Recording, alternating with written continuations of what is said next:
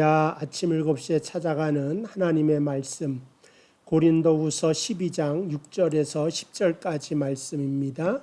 내가 만일 자랑하고자 하여도 어리석은 자가 되지 아니할 것은 내가 참말을 함이라. 그러나 누가 나를 보는 바와 내게 듣는 바에 지나치게 생각할까 두려워하여 그만두노라. 여러 계시를 받은 것이 지극히 크므로 너무 자만하지 않게 하시려고 내게 육체의 가시 곧 사단의 사자를 주셨으니 이는 나를 쳐서 너무 자만하지 않게 하려 하심이라. 이것이 내게서 떠나가게 하기 위하여 내가 3번 주께 간구하였더니 나에게 이르시기를 내 은혜가 내게 족하다. 이는 내 능력이 약한 데서 온전하여 짐이라 하신지라. 그러므로 도리어 크게 기뻐함으로 나의 여러 약한 것들에 대하여 자랑하리니 이는 그리스도의 능력이 내게 머물게 하려 함이라. 그러므로 내가 그리스도를 위하여 약한 것들과 능력과 궁핍과 박해와 공고를 기뻐하노니 이는 내가 약할 그때에 강함이라. 아멘. 오늘도 기독교의 역설적인 진리에 대하여 말을 하고 있습니다. 약한 것을 자랑한다. 왜냐하면 약한 그때에 내가 곧 강하기 때문이다. 이게 바로 기독교의 역설입니다. 생존 경쟁적인 세상에 살아가고 있죠. 누구나 약하게 보이지 않으려고 애를 씁니다. 강한 자만을 인정해주는 세상이기 때문이고 약점을 잡히면 왕따를 당하거나 여러 가지 어려운 점이 처하기 때문에 약점을 보이지 않으려고 합니다. 그런데 하나님께서는 다르게 생각합니다. 너의 약점 때문에 내가 온전해 줄 수가 있다. 너의 그 약한 모습 때문에 내가 더 성장하고 성숙할 수 있고 더 나아가서 성공할 수 있다고 말씀해 주고 있습니다. 하나님께서는 우리의 힘과 기술과 재능에 대해 별로 관심이 없습니다. 왜냐하면 하나님과 함께 할 때 내 재능과 기술과 어떤 힘이라고 하는 것은 아무것도 아닌 것이 되기 때문입니다. 하나님께서 내 힘이 아니라 하나님의 힘으로 온전해지는 법을 가르치기 위하여 바울을 사용하여 그 진리의 뜻을 우리에게 알려주고 계시다 하는 것을 볼 수가 있습니다. 자, 역설적인 진리라고 했는데 약함은 우리를 겸손하게 만드는 거기 때문에 하나님의 선물이다 이렇게 말을 할 수가 있습니다. 모든 사람에겐 장점도 있지만 약점도 있습니다. 종류와 정도의 차이만 있을 뿐입니다. 약한 것 없는 사람 아무도 없습니다. 그러나 약한 것은 죄를 의미하는 것은 아니다. 약하다고 죄는 아니다. 나의 삶과 일을 제한하는 한계일 뿐이다. 사도 바울도 이러한 약점을 가지고 있었습니다. 그래서 7절에 여러 계시를 받은 것이 지극히 크므로 나를 자만하지 않게 하시려고 내 육체에 가시고 사단의 사자를 주셨으니 이는 나를 쳐서 너무 자만하지 않게 하려 하심이라. 그러니까 우리에게 어떤 곤란한 문제, 환난의 문제, 어려움의 문제, 그 다음에 받아들이기 힘든 현실을 바라볼 때 믿음의 해석이 상당히 중요한 것입니다. 근데 바울은 오늘 그 믿음의 해석을 내립니다. 성령을 따라 내린 해석입니다. 그건 뭐냐?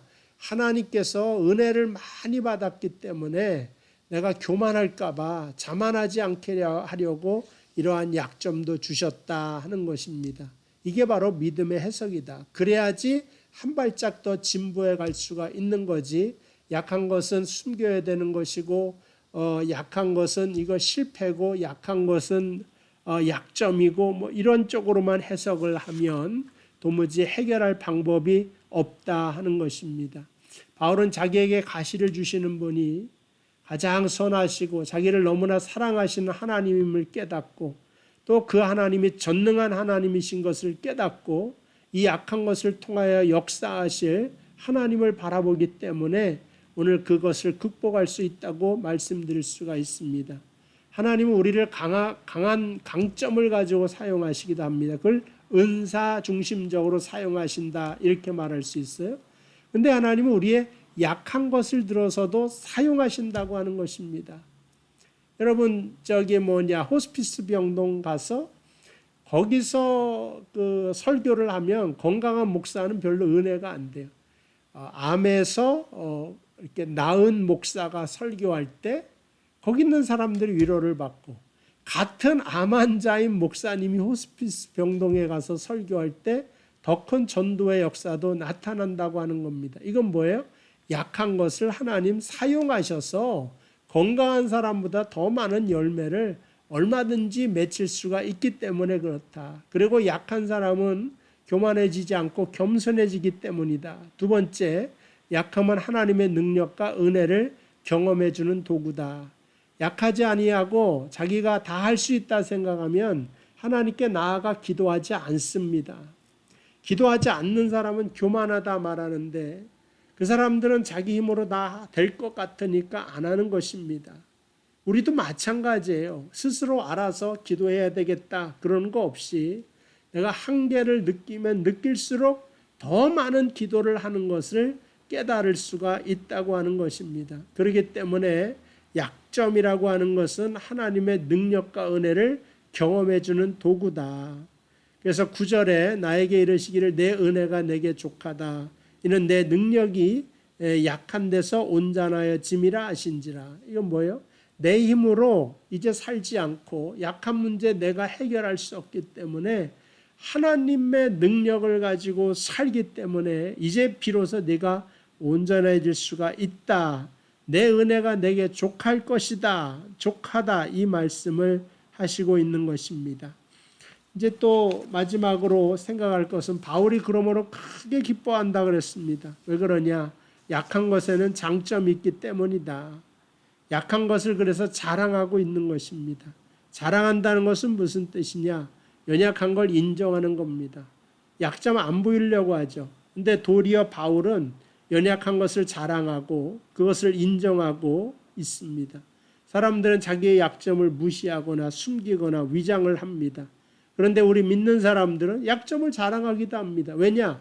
그것이 내가 가진 전부가 아니기 때문에 나 약하다. 근데 내 등 뒤에 전능하신 하나님이 계셔서 약점 얼마든지 꺼내놓을 수 있다.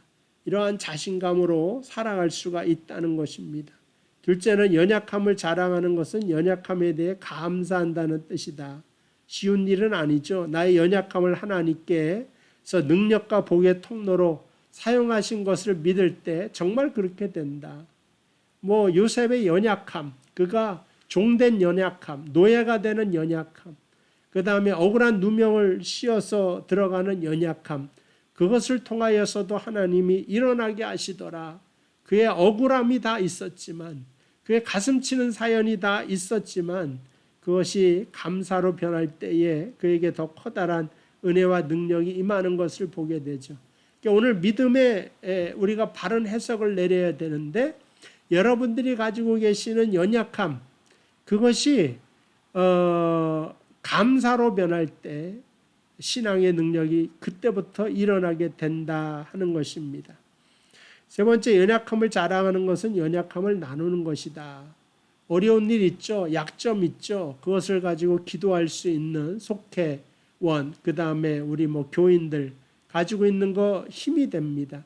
난 내 연약함을 도무지 말할 수가 없다. 그럼 저에게 목사에게 답답한 말을 하시고 기도를 부탁하면 제가 여러분과 같이 기도하도록 하겠습니다. 기쁨을 나눠야 돼요. 그럼 2배가 되고 슬픔도 나눠야 돼요. 그러면 반으로 줄어듭니다. 그래서 그것을 이길 수 있는 힘을 주신 거죠. 제가 명성교회에 있는 이유는 여러분들의 연약함을 위하여 기도하고 함께하기 위함이라는 것을 기억해 주시길 바랍니다. 네 번째는 연약함을 자랑하는 것은 하나님의 능력을 자랑한다는 거다. 당연한 거죠. 그래서 하나님이 특별히 우리를 연약하게 한 것은 골탕 먹이려고 한 것이 아닙니다. 망하거나 실패하려고 하는 것이 아닙니다. 하나님을 의지하라고 연약하게 하신 것이다. 그런 생각을 가지고 우리가 신앙생활 임하게 되면 바울처럼 승리하는 신앙생활 살 줄로 믿습니다. 기도하겠습니다. 하나님 아버지, 연약한 사람들입니다. 그러나 하나님이 선택하여 주셨사오니 강하게 하여 주옵소서.